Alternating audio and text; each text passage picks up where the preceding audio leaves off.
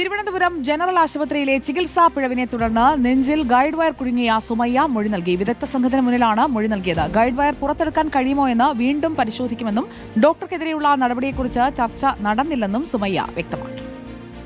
Cardiology, neurology, anaesthesia വിഭാഗത്തിൽ നിന്നുള്ള കൂടുതൽ വിദഗ്ധരെ ഉൾപ്പെടുത്തി വിപുലീകരിച്ച വിദഗ്ധ സമിതിയാണ് സുമയ്യയുടെ മൊഴി രേഖപ്പെടുത്തിയത്. 2023 മുതലുള്ള ചികിത്സാ രേഖകൾ സംഘത്തിന് നൽകിയെന്ന് സുമയ്യ വ്യക്തമാക്കി.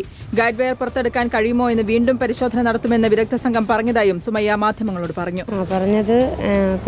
നമുക്ക് ഇവിടെ മെഡിക്കൽ കോളേജിൽ ഇതിന്റെ വിദഗ്ധ ഡോക്ടറുണ്ട്. ഡോക്ടറിനടുത്ത് ചോദിച്ചപ്പം ഡോക്ടർമാർ ഇതുപോലത്തെ കേസ് എടുത്തിട്ടുണ്ട്. അതുകൊണ്ട് കീഹോൾ വഴി നമുക്ക് എടുത്തു നോക്കാം. അതിന് ചലനം ഉണ്ടെങ്കിൽ നമുക്കിത് എടുക്കാം, ചലനം ഇല്ലെങ്കിൽ അത് എടുക്കാൻ പറ്റൂല.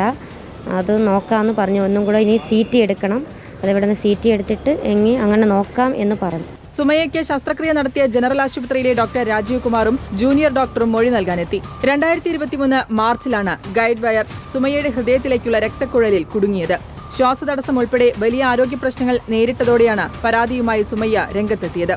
റിപ്പോർട്ടർ, തിരുവനന്തപുരം.